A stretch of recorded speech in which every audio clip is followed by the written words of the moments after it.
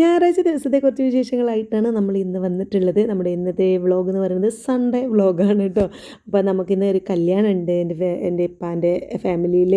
അപ്പോൾ ആ ഒരു 8-ാം തീയതി 9-ാം തീയതി ഒരു പരിപാടി ഉണ്ടെന്ന് ഞാൻ പറഞ്ഞിട്ടുണ്ടായിരുന്നില്ല. അങ്ങനെ ആ 9-ാം തീയതിക്കത്തെ വിശേഷങ്ങളാണ് ഇന്ന് കേട്ടോ. അപ്പോൾ നമുക്ക് വെയിറ്റിലൊന്നും ഒരു അപ്ഡേഷനും കാര്യങ്ങളും ഒരു മാറ്റവും ഇല്ലാത്തത് കൊണ്ടാണ് ഞാൻ ആ ഒരു ഭാഗം നോക്കാത്തത്. ആ ഒരു വെയിറ്റിൽ, അതായത് 100 101 ആ ഒരു വെയിറ്റിൽ ഇങ്ങനെ നിൽക്കുകയാണ്. അതുകൊണ്ടാണ് ഞാൻ അതിൻ്റെ വീഡിയോ ചെയ്യാത്തത് കേട്ടോ. എനിക്കറിയില്ല എന്താണ് കുറയാത്തത്, എനിക്കറിയില്ല. ഞാൻ ആ ഒരു രീതിയിൽ തന്നെയാണ് നമ്മൾ ആ വെയിറ്റ് ലോസിൻ്റെ സമയത്ത് ചെയ്തിട്ടുണ്ടായിരുന്ന ആ ഒരു രീതിയിൽ തന്നെയാണ് ഫുഡ് കഴിക്കുന്നത്. വേറെ മാറ്റങ്ങളൊന്നും വരുത്തിയിട്ടൊന്നുമില്ല. പിന്നെ ഒന്നും കൂടി ചിലപ്പം ഭക്ഷണമൊക്കെ കുറയ്ക്കേണ്ടി വരും. അതായിരിക്കും ഒന്നും മാറ്റമില്ലാത്ത. ഏതായാലും കൂടുന്നില്ല കേട്ടോ. ഒരു 100 101 101 ആ ഒരു ഇതിൻ്റെ ഉള്ളിൽ ഇങ്ങനെ നിൽക്കുകയാണ്. കൂടുന്നില്ലല്ലോ എന്നുള്ളൊരു സമാധാനം മാത്രമേ ഉള്ളൂ. അപ്പോൾ എന്തായാലും നമുക്ക് ഇന്നത്തെ വിശേഷങ്ങൾ എന്താണെന്ന് കാണാം. ഞാനിതാ പിന്നെ ഇന്ന് നമുക്കൊരു പൊതിച്ചോറ് ഉണ്ടാക്കി കൊടുക്കാനുണ്ട് കേട്ടോ. നമുക്ക് ഹോസ്പിറ്റലിൽ ഇങ്ങനെ ഗവൺമെൻറ് ഹോസ്പിറ്റലിൽ കൊടുക്കില്ലേ, അങ്ങനെ 3-4 മാസം കൂടുമ്പോൾ ഇങ്ങനെ ഉണ്ടാക്കി കൊടുക്കാറുണ്ടല്ലോ. അപ്പോൾ അതിൻ്റെ ആ ഒരു ഇതിലാണ് രാവിലെ തന്നെ ഞാൻ ഒരുങ്ങിയിട്ടുള്ളത്. അപ്പം ചോറിനുള്ള വെള്ളമാണ് ഞാൻ നമ്മുടെ കരണ്ടടുപ്പുമ്പിൽ വെള്ളം വെച്ചിട്ടുണ്ട് കേട്ടോ. അത് വെച്ചിട്ട് പിന്നെ ഈ ഒരു ഗ്യാസ് അടുപ്പുമൊക്കെയാണ് നമ്മൾ വെക്കുന്നത്. നമ്മൾ സാധാരണ വെക്കണ ചോറിൻ്റെ അത്ര പോരല്ലോ, കുറച്ച് കൂടുതൽ വേണമല്ലോ. അപ്പോൾ അതുകൊണ്ട് ഞാനും നമ്മൾ ആ സ്ഥിരം വെക്കുന്ന പാത്രത്തിൽ വെച്ച് തേക്കില്ല, കൊള്ളൂല അതിൽ. അപ്പോൾ ഈ ഒരു ചെമ്പട്ടി, നമ്മൾ നെയ്ച്ചോറൊക്കെ വെക്കുന്ന ചെമ്പട്ടിയിലെ അതിലാണ് കേട്ടോ ചോറ് വെക്കണേ. അപ്പോൾ ഒരു പാത്രം വെള്ളം തിളപ്പിച്ചിട്ട് ഞാനിതാ ഗ്യാസ് അടുപ്പിൽ വെച്ച് വെള്ളം അതിലേക്ക് ഒഴിച്ച് വെച്ചിട്ടുണ്ട്. തീ കുറച്ച് വെച്ചിരിക്കുകയാണ് കേട്ടോ. പിന്നെ ഒരു പാത്രം കൂടി തിളപ്പിച്ച് വാർന്നിട്ട് വേണം നമുക്ക് അരി ഇടാനായിട്ട്. ആ സമയം കൊണ്ട് ഞാൻ പരിപ്പ് കറിയാണ് ഉണ്ടാക്കുന്നത്. പരിപ്പ് കറി ചോറും ആക്കാമെന്ന് വിചാരിച്ചു.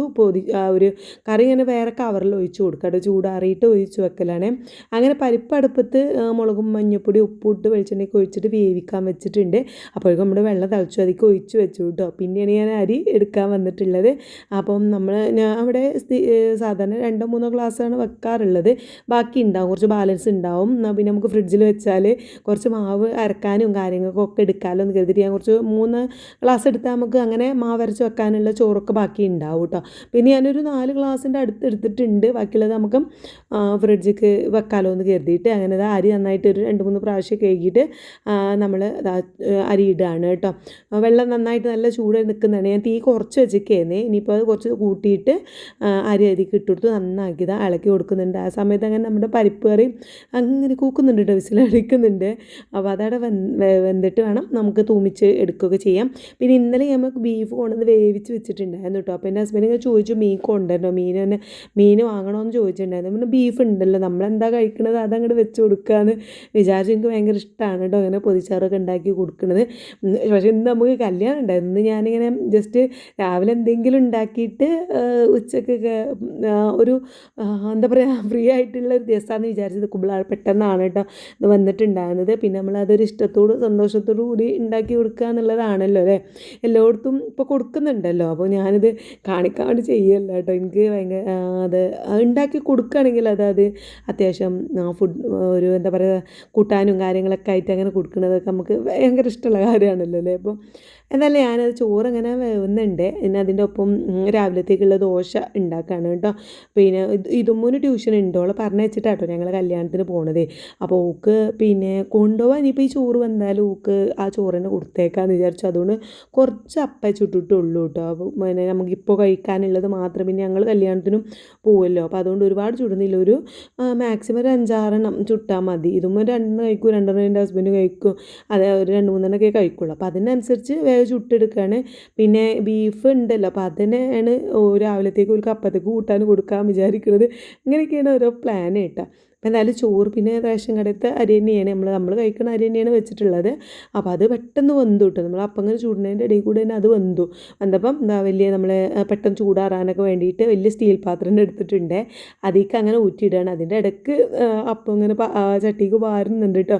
അതിങ്ങനെ വേവിച്ചെടുത്തിട്ട് അങ്ങനെ പാർന്ന് ഒഴിച്ച് കൊടുക്കുന്നുണ്ട്. ആ സമയം കൊണ്ട് തന്നെ വെന്തിട്ടുണ്ടായിരുന്നേ. നല്ല നമ്മൾ വലിയ പാത്രത്തിലും പിന്നെ കുറച്ച് കൂടുതൽ അരി വെക്കുമ്പോൾ തന്നെ പെട്ടെന്ന് വേവുമല്ലോ. അങ്ങനെ നന്നായിട്ട് ഇങ്ങനെ ഊറ്റി വെക്കുന്നുണ്ട്. അപ്പോൾ എൻ്റെ ഹസ്ബൻഡ് രാവിലെ മുതൽ തുടങ്ങിയിട്ടുണ്ട് കേട്ടോ. ഞാൻ എന്തെങ്കിലും ഹെൽപ്പ് ചെയ്യണോ എന്നിങ്ങനെ ചോദിച്ചിട്ട്, ഒന്നാമത് എന്താ വെച്ചാൽ ഞാൻ ഇന്നലെ അങ്ങനെ പറഞ്ഞിട്ടുണ്ടായിരുന്നു നാളെ കല്യാണമല്ലേ, പ്രത്യേകിച്ച് പണിയൊന്നും ഇല്ലല്ലോ എന്ന് പറഞ്ഞിങ്ങനെ നിൽക്കുന്നുണ്ടായിരുന്നു. അപ്പോൾ വൈകുന്നേരമാണ് ഇവർ വന്നിട്ട് നാളെ ഉണ്ടാക്കി തരുമോ എന്ന് ചോദിച്ചിട്ടുണ്ടായിരുന്നത്. അപ്പോൾ എൻ്റെ ഹസ്ബൻഡ് പറഞ്ഞു ഈ ടെൻഷൻ ആണ്ട, ഞാൻ എന്നെ ഹെൽപ്പ് ചെയ്ത് തരാമെന്നൊക്കെ പറഞ്ഞിട്ടുണ്ടായിരുന്നു.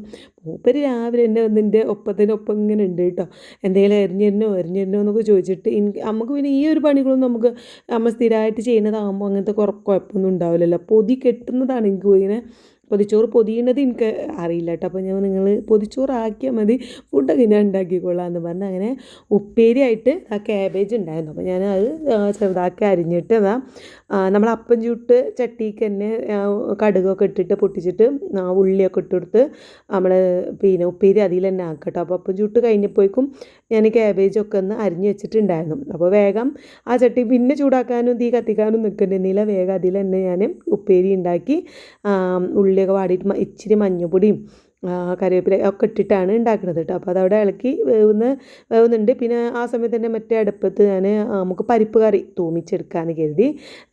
ബീഫൊക്കെയുള്ള ഉള്ളിയൊക്കെ സെറ്റാക്കിയപ്പോൾ ഞാൻ കുറച്ച് ചെറിയുള്ളി വെളുത്തുള്ളി രണ്ടും കൂടി മിക്സ് ചെയ്ത് കട്ട് ചെയ്ത് വെച്ചിട്ടുണ്ടായിരുന്നു, മാറ്റി വെച്ചിട്ടുണ്ടായിരുന്നേ. അത് വെളിച്ചെണ്ണ ഒഴിച്ചിട്ട് തൂമിച്ചെടുക്കുകയാണ് കേട്ടോ. പരിപ്പ് കറിക്ക് വെളുത്തുള്ളി തൂമിക്കുമ്പോൾ വേറൊരു മണം, അല്ലെങ്കിൽ ഭയങ്കര ഇഷ്ടമാണ് കേട്ടോ. അപ്പോൾ ഞാൻ വെളിച്ചെണ്ണയൊക്കെ ഒഴിച്ചിട്ട് അത് തൂമിച്ച് സെറ്റാക്കി അതിലേക്ക് ഒഴിച്ച് റെഡിയാക്കുന്നുണ്ട്. അതിൻ്റെ ഇടയ്ക്ക് ആ ക്യാബേജും നന്നായിട്ട് ഇങ്ങനെ ഇളക്കി കൊടുക്കുന്നുണ്ട് കേട്ടോ. ക്യാബേജ് അധികമായിട്ട് വന്ന് ഇങ്ങനെ നിൽക്കുന്നത് എനിക്കിഷ്ടം, അധികം വേണം ഇഷ്ടമില്ല, കുറച്ചൊന്നൊരു ചെറിയൊരു കടി ഉള്ളതാണ് കേട്ടോ ഇഷ്ടം. ജസ്റ്റ് ഒന്ന് വന്നിട്ട് ഞാനത് ചൂടാറാൻ വേണ്ടിയിട്ട് പ്ലേറ്റിലേക്ക് ഇങ്ങനെ മാറ്റി ഇളക്കി വെക്കുകയാണ്. ചോറ് ഊറ്റിയിട്ട് ഞാൻ അവിടെ ഫാൻ ഇട്ടിട്ട് അവിടെ കൊണ്ടുപോയി വെച്ചിട്ടുണ്ട് കേട്ടോ. കാരണം ഇവിടെ 9:30-10 മണി അതിൻ്റെ ഉള്ളിൽ വരും അവർ പിന്നെ കൊണ്ടുപോകാനായിട്ട്. അപ്പോൾ അതുകൊണ്ട് നമ്മൾ ആ സമയമാകുമ്പോൾ പൊതിഞ്ഞ് കെട്ടി വെക്കാമെന്ന് വിചാരിച്ചിട്ടാണ്. ഒക്കെ ഒന്ന് ചൂടാറിക്കോട്ടെ എന്ന് കരുതിയൊക്കെ ഫാൻ ഇട്ടിട്ട് അവിടെ മേശപ്പുറത്ത് കൊണ്ടുപോയി വെച്ചിരിക്കുകയാണ് കേട്ടോ. അങ്ങനെ പരിപ്പ് കറിയും തൂമിച്ചു സെറ്റായി. പിന്നെ ഞാൻ നമ്മുടെ ക്യാബേജ് വെച്ച ചട്ടിയില്ലേ, അത് ക്യാബേജ് ഒഴിച്ച് വെച്ചിട്ട് ഒന്ന് കഴുകി കൊണ്ടുവന്ന് വെച്ചിട്ടുണ്ട്. അതിലേക്ക് മുട്ട പൊരിക്കാമെന്ന് കരുതിയിട്ട്, പൊതിച്ചോറാകുമ്പോൾ മുട്ട നിർബന്ധമാണല്ലോ അല്ലേ. പിന്നെ ഒരു 3 മുട്ട എടുത്തിട്ട് മൊത്തത്തിൽ ഉള്ളിയൊക്കെ ഇട്ടിട്ട് അങ്ങോട്ട് പൊരിച്ചെടുക്കുകയാണ് ചെയ്തത്. ഇനി നമുക്കത് 3 പീസാക്കി എടുക്കാമെന്ന് കരുതിയിട്ടോ. അങ്ങനെ പൊരിച്ച് അപ്പുറം സൈഡ് കൂടി മറിച്ചിട്ടിട്ട് ജസ്റ്റ് തീ കുറച്ച് വെച്ച് അങ്ങനെ വേവിച്ചെടുക്കുന്നുണ്ട്. പിന്നെ കറി ചൂടാറാൻ വേണ്ടിയിട്ട് ഞാനൊരു പാത്രത്തേക്ക് ഒഴിച്ചിട്ടുണ്ട്, കുറച്ച് കുറുന്നനായിട്ട് തന്നെ പരിപ്പ് കറി. പിന്നെ അധികമൊന്നും ഇടാൻ ഇങ്ങനെ കറി മുരിങ്ങൻ്റെ ഇല ഉണ്ട് കേട്ടോ. പക്ഷേ കർക്കിടക മാസത്തിൽ മുരിങ്ങൻ്റെ ഇല കഴിച്ചാൽ എന്തൊക്കെ പ്രശ്നം ഉണ്ടെന്നാണല്ലോ അല്ലേ. ഞാൻ പിന്നെ അത് വേണ്ട, വെറുതെ റിസ്ക് എടുക്കേണ്ട, പരിപ്പ് കറി തന്നെ ചോറും ടേസ്റ്റാണല്ലോ. ഞാനത് നന്നായിട്ട് കുറച്ച് കൂടുതൽ കറി എടുത്തിട്ട് അതും മേശപ്പുറത്ത് കൊണ്ടുപോയി വിചാരിച്ചു. മുട്ട വറുത്തിട്ട് അതും കൊണ്ടുപോയി വെക്കുകയാണ് കേട്ടോ. ഇനി ആ ചട്ടിയിൽ വേണം നമുക്ക് ബീഫും കൂടി ഒന്ന് ചൂടാക്കി എടുക്കാൻ. അതൊക്കെ അവിടെ കൊണ്ടുപോയി വെച്ചിട്ട് ഞാൻ പിന്നെ വെളിച്ചെണ്ണ ഒഴിച്ചു. കുറച്ച് ഉള്ളി കൂടി അരിഞ്ഞ് വെച്ചിട്ടുണ്ടായിരുന്നു. ഉള്ളി ഇട്ട് കൊടുത്തിട്ട് ജസ്റ്റ് നന്നായിട്ട് വാടി വന്നിട്ട് വേണം ബീഫ് ഇട്ട് കൊടുക്കാൻ. അപ്പോൾ അത് ഉള്ളി ഇട്ട് കൊടുത്ത് നന്നായിട്ട് ഇളക്കി കൊടുക്കുന്നുണ്ട് കേട്ടോ. അത് മിക്സ് ചെയ്ത് ഇങ്ങനെ ഇളക്കി കൊടുക്കുന്നുണ്ട്. വാടാൻ വേണ്ടി ഇച്ചിരി ഉപ്പ് ഇട്ട് കൊടുക്കാൻ. അങ്ങനെ അത് വാടി വന്നപ്പോൾ നമ്മൾ ഫ്രിഡ്ജിൽ നിന്ന് ബീഫ് എടുത്തിട്ട് പകുതി, ഇന്നലെ 1 കിലോനായിരുന്നു വാങ്ങിയിട്ടുണ്ടായിരുന്നു. പക്ഷേ ഇന്നലെ ഞങ്ങൾ അത് കഴിച്ചിട്ടുണ്ടായിരുന്നില്ല. ഒരു നേരം ഞങ്ങൾ ഉച്ചക്കത്തേക്ക് ഒരു നേരമല്ലേ കഴിച്ചിട്ടുള്ളൂ, ബാക്കിയൊക്കെ അതിലുണ്ടായിരുന്നു. അപ്പോൾ അതിൻ്റെ പകുതി എടുത്തിട്ട് നമ്മൾ ചട്ടിയിലിട്ട് നന്നായിട്ട് ചൂടാക്കി എടുക്കുന്നുണ്ട്. നന്നായിട്ട് മിക്സ് ചെയ്ത് ഇളക്കി അടച്ച് വെച്ചിട്ട് ഇങ്ങനെ ചെറിയ തീയിൽ ഇങ്ങനെ സെറ്റാക്കി എടുക്കുക. ഏറ്റവും ലാസ്റ്റ് നമ്മുടെ കുരുമുളക് പൊടിയൊക്കെ ഇട്ടിട്ട് വറ്റിച്ചെടുക്കുന്നുണ്ട്. ഇതാണ്ടോ നല്ല അടിപൊളി ബീഫായിരുന്നു കേട്ടോ, നെയ്യും കാര്യങ്ങളൊക്കെ ഉള്ള ബീഫായിരുന്നു. അങ്ങനെ എല്ലാം ഏകദേശം റെഡിയായി. അപ്പോൾ ഞാൻ ഇവിടെ കണ്ടോ മേശപ്പുറത്ത് മൊത്തത്തിൽ കൊണ്ട് വെച്ചിങ്ങനെ വെച്ചിട്ടുണ്ട്. എൻ്റെ ഹസ്ബൻഡ് ആണെങ്കിൽ ഇവിടെ പേപ്പറും പിന്നെ അതിൻ്റെ മേലെ ആ ഒരു പൊതിച്ചോറ് കെട്ടാനുള്ള പേപ്പറും ബട്ടർ പേപ്പർ ഉണ്ടല്ലോ, അതൊക്കെ ഓല് തരുന്നതാണ് കേട്ടോ. ഇങ്ങനെ ഇത് കൊണ്ടുപോകാൻ വരുന്ന DYFIൻ്റെ ആൾക്കാർ കൊണ്ടുവരുന്നതാണ്. ഓല് ഇന്നലെ തന്നെ വന്നിട്ട് കറി ഒഴിക്കാനുള്ള കവറും പിന്നെ കെട്ടാനുള്ള റിബണും കടലാസും പേപ്പറൊക്കെ കൊണ്ടുവന്നിട്ടുണ്ട്. പത്രം മാത്രമേ നമ്മൾ എടുക്കേണ്ട ആവശ്യമുള്ളൂ. അങ്ങനെയൊക്കെ അതൊക്കെ കൊണ്ടുവന്നിട്ടുണ്ടായിരുന്നേ. ഞാൻ പിന്നെ അതൊക്കെ അവിടെ കൊണ്ടുവച്ചപ്പോൾ എൻ്റെ ഹസ്ബൻഡ് അതവിടെ അങ്ങനെ ഒക്കെ ആ ചോറായി ഇട്ട് സെറ്റാക്കി വെക്കുന്നുണ്ടായിരുന്നു കേട്ടോ. പുതിയാനൊക്കെ ചൂടാറി, നല്ല അധികം ചൂടാറിയല്ല, നമുക്ക് കെട്ടി വെക്കാനുള്ള ആ ഒരു ചൂടാറലുണ്ടല്ലോ, അങ്ങനെ ആയിട്ടുണ്ടായിരുന്നു. അപ്പോൾ ഞാൻ കുറച്ച് ചോറ് ഇതിൽ കുറവാണെന്ന് പറഞ്ഞാൽ കുറച്ചും കൂടി ചോറ് ഇടുകയാണ് കേട്ടോ. നമുക്ക് കുറവാണ് തോന്നും ഇടുമ്പോൾ, പക്ഷേ എന്താ വെച്ചാൽ കെട്ടാൻ ബുദ്ധിമുട്ടായിരിക്കും. നമുക്ക് ആ ഒരു ബട്ടർ പേപ്പറിലല്ലേ കെട്ടാൻ കഴിയുള്ളൂ. അപ്പം അത് വിചാരിച്ചിട്ടാണ് ഞാൻ പിന്നെ മൂപ്പരിങ്ങനെ പറയുന്നത്, അധികം കെട്ടിട്ടാൽ നമുക്ക് കെട്ടാൻ കഴിയില്ല കേട്ടോ, പൊതിയാൻ കഴിയില്ല കേട്ടോ എന്ന് പറയുന്നുണ്ട്. എന്നാലും ഞാൻ കയ്യിന്നത്ര കെട്ടി കൊടുത്തിട്ടുണ്ട്. പിന്നെ മുട്ട 3 പീസാക്കി കട്ട് ചെയ്തിട്ട് അങ്ങനെ ഓരോന്നിലും ഓരോ പീസ് വെക്കുന്നുണ്ട്. പിന്നെ ക്യാബേജാണ് ഇട്ട് കൊടുക്കുന്നത്. 2-3-4 സ്പൂൺ ക്യാബേജും പിന്നെ ഇതിലേക്ക് എനിക്കൊരു പോരായിട്ട് തോന്നിയിട്ടുള്ളത് ചമ്മന്തി ആയിരുന്നു കേട്ടോ. തേങ്ങാ ചമ്മന്തി തേങ്ങ ഉണ്ടായിരുന്നില്ല, അല്ലെങ്കിൽ ഞാനിങ്ങനെ വിനാഗിരിയൊക്കെ ഒഴിച്ചിട്ട് സുർക്കയൊക്കെ ഒഴിച്ചിട്ട് അങ്ങനെ തേങ്ങാ ചമ്മന്തി ഉണ്ട്. അതിങ്ങനെ ഉരുളാക്കി വെക്കാൻ അതിൻ്റെ ഒരു കുറവുണ്ടായിരുന്നു അല്ലേ. എന്നാൽ പിന്നെ ബീഫും ഇട്ട് കൊടുത്തു കേട്ടോ. മുട്ടയും ബീഫും ഉണ്ട്. പിന്നെ കറി അതാണ് ആ ഒരു ചെറിയ കവറിലാക്കിയിട്ട് റിബൺ ഇട്ട് വെച്ചിട്ടുണ്ടായിരുന്നേ. 3 പൊതി കേട്ടോ പ്രാവശ്യം ഞങ്ങൾ ഏറ്റിട്ടുണ്ടായിരുന്നത്. ചിലപ്പോൾ 5 പൊതി വരെയൊക്കെ ഏൽക്കാറ്. 5 പൊതിയൊക്കെ മാക്സിമം ഞാൻ ഏറ്റിട്ടുള്ളൂ കേട്ടോ. രാവിലെ ഈ നേരം ആകുമ്പോഴേക്കിന് കൂടെ ഒരുമിച്ച് ആകണ്ടേ. അപ്പോൾ അത് വിചാരിച്ചിട്ട് ഞാൻ പിന്നെ ഇന്ന് ഇതിന് പോകാനൊക്കെ ഉള്ളതുകൊണ്ട് ഞാൻ 3 പൊതി മതി എന്ന് പറഞ്ഞു. അങ്ങനെയാണ് ഇന്ന് 3 ആക്കിയത്. അപ്പം എന്തായാലും എല്ലാത്തിലും ആക്കിയിട്ട് പിന്നെ മേലെ ഇങ്ങനെ പപ്പടം വെച്ച് കൊടുക്കുന്നുണ്ട്. ഏതായാലും ചൂടാറുമെന്ന് അറിയാം, എന്നാലും കുഴച്ച് കഴിക്കുമ്പോൾ ഒരു ടേസ്റ്റ് ആവുമല്ലോ എന്ന് കരുതിയിട്ട് ഞാൻ ജസ്റ്റ് മുകളിൽ അങ്ങോട്ട് പപ്പടം വെച്ചു. മുപ്പരതാ ഞാൻ ഇട്ടേൻ്റെ പുറമെ വീണ്ടും ക്യാബേജൊക്കെ ഇടുന്നുണ്ട് കേട്ടോ. അത് ഞാൻ അപ്പോൾ വീഡിയോ എഡിറ്റ് ചെയ്തപ്പോഴാണ് കണ്ടത്, കാരണം ഞാൻ അങ്ങോട്ട് അടുക്കളയ്ക്ക് പോയിക്കഴിഞ്ഞല്ലോ. അങ്ങനെ പിന്നെ കറിയും കൂടി അതിൻ്റെ ഉള്ളിലാട്ടോ വെക്കുക, അത് പുറത്തല്ല വെക്കുക. അപ്പോൾ അതുകൊണ്ടാണ് നമുക്ക് പൊതിയാൻ ബുദ്ധിമുട്ടാവുക. ആ പേപ്പറിൻ്റെ ഉള്ളിൽ കൊള്ളൂലല്ലോ. അങ്ങനെ ഞാൻ പൊതിയുന്നത് വേറെ ഏതോ ഇതേപോലെ എനിക്ക് പൊതിയാൻ അറിയില്ല കേട്ടോ, വെക്കാനും ഈ വിളമ്പാനൊക്കെ അല്ലേ അറിയുള്ളൂ. അപ്പോൾ മുപ്പര് പറഞ്ഞു ഈ പൊതിയണ്ട ഞാൻ ചെയ്തോളാം എന്ന് പറഞ്ഞു. അങ്ങനെ മുപ്പര് നല്ല അടിപൊളിയായിട്ടുണ്ടോ വൃത്തിയായിട്ട് തന്നെ പൊതിഞ്ഞിട്ടുണ്ട്. പിന്നെ റബ്ബർ ഓല് അതിൻ്റെ ഒപ്പം ഇടാൻ റബ്ബർ കൊണ്ടുവന്നിട്ടുണ്ടായിരുന്നു. അപ്പോൾ അതും 2 ഭാഗത്തോടും ആദ്യം ഈ ഒരു ഭാഗത്തോട് ഇട്ട് കൊടുത്തു, പിന്നെ അപ്പുറം തിരിച്ചിട്ട് അപ്പുറ ഭാഗത്തോട് ഇട്ട് കൊടുത്തു. അങ്ങനെ സേഫ് ആയിട്ടോ. പിന്നെ നമ്മൾ കവറിലോ കാര്യങ്ങളൊന്നും നമ്മൾ ഇട്ട് കൊടുക്കേണ്ട ആവശ്യമൊന്നുമില്ല. ഓല് വന്നിട്ട് കവറിലൊക്കെ ഓല് തന്നെ ഒരു കവറൊക്കെ ഇട്ടാണ് വരിക കേട്ടോ. അപ്പോൾ അതുകൊണ്ട് നമുക്ക് അതിൻ്റെ ഒന്നുമില്ല. അതിനൊക്കെ ഇതാ കണ്ടോ മേശപ്പുറത്ത് പിന്നെ മടക്കി വെച്ചതിന് ശേഷം പിന്നെ അപ്പം കഴിക്കുന്നുണ്ട് കേട്ടോ. പിന്നെ എൻ്റെ ഹസ്ബൻഡ് ആണെങ്കിൽ ക്യാബേജ് തോരനെ കൂട്ടിയിട്ടാണ് കഴിക്കുന്നത്. പിന്നെ ബാക്കി കുറച്ച് ബീഫ് ഉണ്ടായിരുന്നു, അതും കൂട്ടിയിട്ടാണ് ഇതും പിന്നെ മുമ്പരൊക്കെ ഫുഡ് കഴിക്കുന്നുണ്ട്. ഞാൻ അവിടെയൊക്കെ ക്ലീൻ ചെയ്യാനും കുറേ ഉണ്ട്. അപ്പോൾ കുറേശ്ശെ പാത്രങ്ങൾ ഇങ്ങനെ കഴുകിയിരുന്നു അവരിവിടെ കഴിക്കുക. പിന്നെ ഞാൻ ചായ ഉണ്ടാക്കി കൊണ്ടുവന്ന് നോക്കി ഇതും ഉറങ്ങി എന്നിട്ട് മദ്രസ ഇട്ട് എന്നിട്ട് ഒക്കെ ഈ മദ്രസയിൽ എക്സാം ആയതുകൊണ്ട് നേരത്തെ വിടുമല്ലോ. അപ്പം പിന്നെ വന്നിട്ട് ഒരുപാട് ടൈമുണ്ട്. ഈ ഞായറാഴ്ചയൊക്കെ ആകുമ്പോൾ എന്താ വെച്ചാൽ 10-10:30ക്കാണ് ട്യൂഷന്. അതുവരെ ഒരുപാട് ടൈമുണ്ട്. അപ്പോൾ ഇരുന്ന് അങ്ങോട്ട് ഉറങ്ങും. അപ്പോൾ ഞാൻ പോയി കിടന്നുറങ്ങേറി അങ്ങനെ ഉറങ്ങിയതായിരുന്നു. അപ്പോൾ വിളിച്ച് എഴുന്നേൽപ്പിച്ച് കൊണ്ടുവന്നതാണ് കേട്ടോ. അപ്പോൾ മുഖമൊക്കെ കഴുകിയിട്ട് ഫുഡ് കഴിക്കാൻ വേണ്ടി ഇരുന്നിട്ടുണ്ട്. പിന്നെ ഓക്കും ഇതന്നെയാണ് ഈ സെയിം ഫുഡ് തന്നെയാണ് കൊടുത്തേക്കുന്നത്. നമ്മളെ പിന്നെ ചോറും ഈ പരിപ്പ് കറിയും പപ്പടും ബീഫും ഒക്കെ തോരനും ഒക്കെയാണ് കേട്ടോ കൊടുത്തേക്കണത്. ഓളാണെങ്കിൽ അത് കൊണ്ടുപോയിട്ട് വൈകുന്നേരം വന്നപ്പോൾ നല്ല ടേസ്റ്റ് ഉണ്ടെന്ന് ഞാൻ ഉച്ചപ്പൂക്കിന് കറിയും പരിപ്പ് കറിയും ക്യാബേജ് ഉപ്പേരിയും ഒക്കെ നല്ല അലിഞ്ഞ് ചോറിലിങ്ങോട്ട് കുഴഞ്ഞ് നിൽക്കുന്നുണ്ടായിരുന്നു. അപ്പം കഴിക്കാൻ നല്ല ടേസ്റ്റ് ഉണ്ടായിരുന്നു. അപ്പോൾ ഓൽക്കും കഴിക്കാൻ നല്ല ടേസ്റ്റ് ഉണ്ടായിട്ടുണ്ടാവില്ലേ എന്നൊക്കെ ഓളിങ്ങനെ പറയുന്നുണ്ടായിരുന്നു കേട്ടോ. ഏതായാലും കണ്ടോ ഒരു 9:45-10 മണിയായപ്പം ഓല് വന്ന് കൊണ്ടുപോയി. അതിന് ശേഷമാണ് ഇതാ ഇതുമൂന്ന് ട്യൂഷന് കൊണ്ടാക്കാൻ പോയത്. ടോള ചോറൊക്കെ കൊണ്ട് പൊതിച്ചോറൊക്കെ ആയിട്ട് പോയി.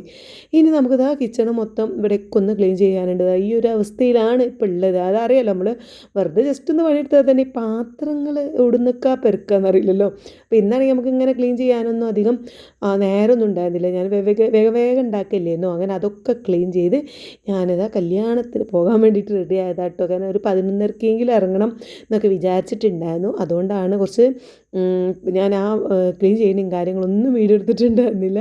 പെട്ടെന്ന് അങ്ങോട്ട് റെഡി ആയി വന്നത്. ഇന്നലെ രാത്രി ഇരുന്ന് സ്റ്റിച്ച് ചെയ്ത ഒരു ഡ്രസ്സാണ് കേട്ടോ. ഈ ഒരു റെഡ് കളറ് ക്ലോത്ത് കണ്ടപ്പോൾ ഞാൻ വാങ്ങിയത് കേട്ടോ. എനിക്ക് ഇപ്പോൾ കുറേ കാലമായിട്ട് ചുവപ്പ് ഡ്രസ്സ് ഇല്ല കേട്ടോ. അപ്പോൾ ഞാനും തുത്തും കൂടെ മഞ്ചേരി പോയപ്പം വാങ്ങിയിട്ടുണ്ടായിരുന്നില്ല ക്ലോത്ത്. അപ്പോൾ അതിൻ്റെ യെല്ലോ വാങ്ങിയിട്ടുണ്ടായിരുന്നേ, ഞാൻ റെഡാണ് വാങ്ങിയത്.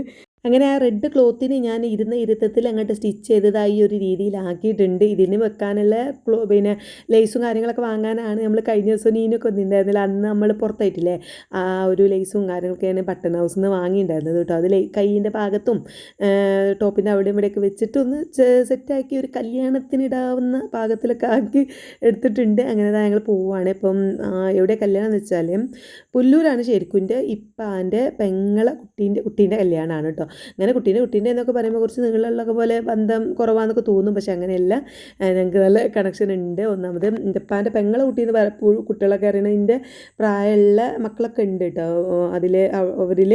അപ്പോൾ അവരൊക്കെ ഒന്ന് കാണാം എന്നുള്ള ഒരു ത്രില്ലാണ് ഇന്നത്തെ ഈ ഒരു പോക്കിനുള്ളത്.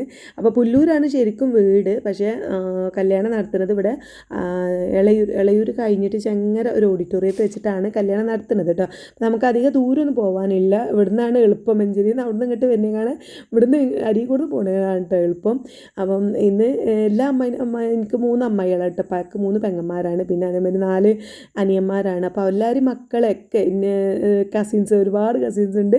അവരൊക്കെ ഒന്ന് കാണണം എന്നുള്ള ഒരു ഇതിൽ തന്നെയാണ് ഞാൻ ഈ കല്യാണത്തിന് പോകുന്നത്.